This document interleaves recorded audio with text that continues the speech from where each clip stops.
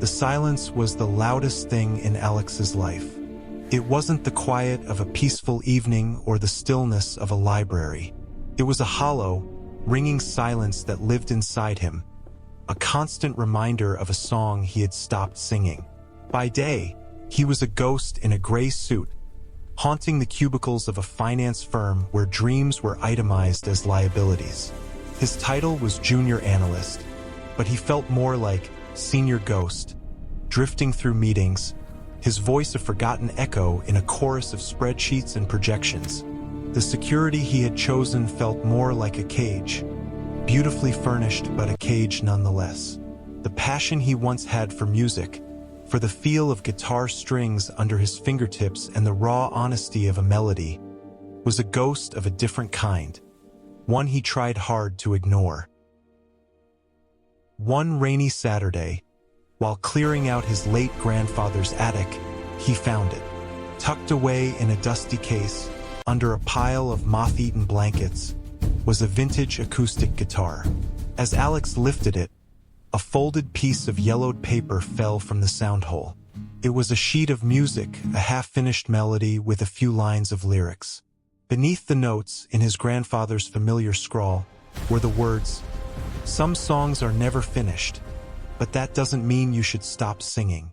In that dusty attic, surrounded by the ghosts of the past, Alex felt a chord strike within him, sharp and resonant. The silence began to recede, just for a moment, replaced by the ghost of a melody.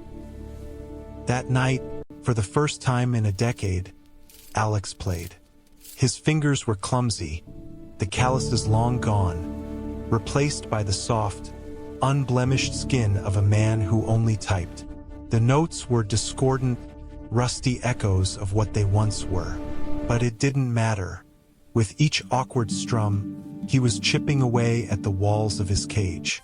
He decided he would finish his grandfather's song. It became his secret mission, a rebellion against the crushing monotony of his life. The lyrics were about finding light in the darkness, a simple theme, but one that now felt profound. He would come home from his soulless job, the fluorescent office lights still buzzing in his head, and he would pick up the guitar. The first few weeks were a painful symphony of failure. He doubted himself at every turn. The melody felt clunky, the lyrics cliché. The voice in his head, the one that sounded suspiciously like his boss, Mr. Henderson, told him he was wasting his time, that he was a numbers guy, not a poet.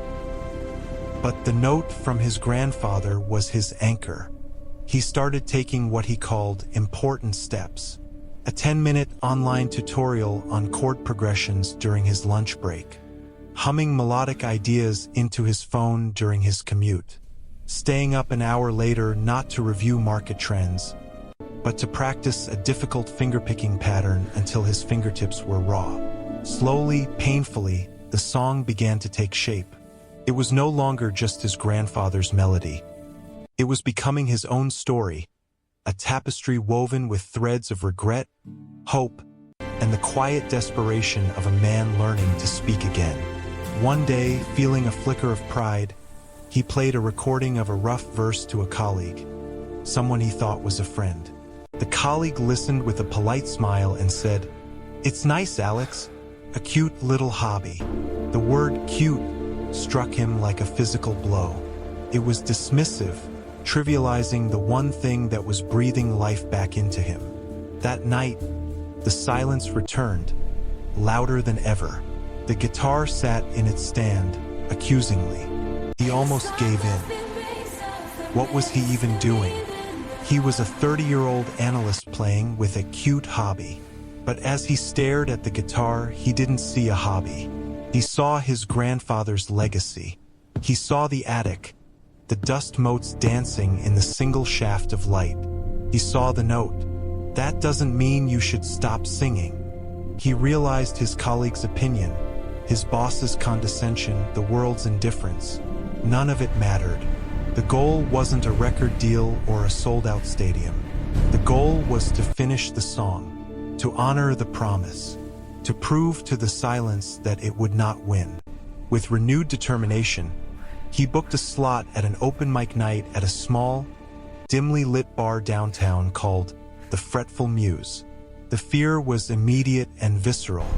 It was one thing to play for the ghosts in his apartment.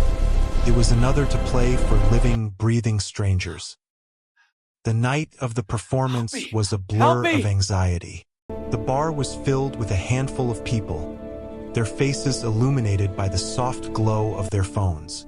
The performer before him was a young woman with a voice like an angel, and the applause for her was thunderous. Alex felt his heart hammer against his ribs. His name was called. He walked to the stage, his legs feeling like they were made of lead. He sat on the stool, the single spotlight hot on his face. He looked out and saw nothing but shadows and indifferent eyes. He placed his trembling fingers on the strings and began to play. His voice came out as a weak, reedy whisper. He sang the first line, and his voice cracked, a pathetic, fragile sound.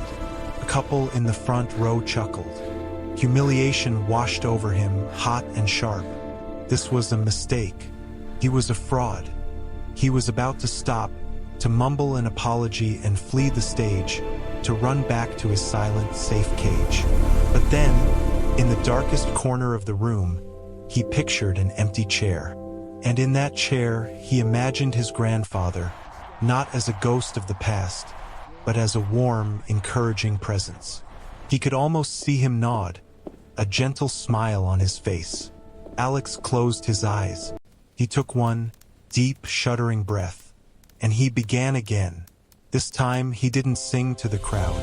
He sang to the chair in the corner. He sang for himself. He sang his story. The music poured out of him, no longer just notes and chords, but the raw, unfiltered emotion of his journey. He sang of the gray cubicle, of the silent screams, of the dusty attic, of the pain in his fingertips, of the hope that felt like a rebellion.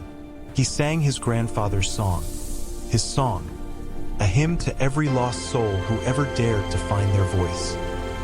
When the last chord faded, an unfamiliar sound filled the room. It was silence, but this was a different silence. It was full, heavy, respectful. Then, a single person began to clap, then another, and another, until the small bar was filled with a warm, genuine applause that felt more validating than any stock market high. Alex opened his eyes, dazed. The owner of the bar, a man with a weathered face and kind eyes, approached the stage. "I haven't heard something that real in a long time, son," he said, his voice raspy. "That was from the heart. Don't you ever stop." Alex didn't quit his job the next day. He didn't get discovered by a music producer. His life on the surface looked much the same, but everything had changed. The silence inside him was gone, replaced by music. He walked through his office not as a ghost, but as a man with a secret, a man who had a voice and wasn't afraid to use it. He had found a part of himself he thought was lost forever. He learned that the most profound journeys aren't about reaching a spectacular destination. They're about the courage to take the first step and then the next and the one after that.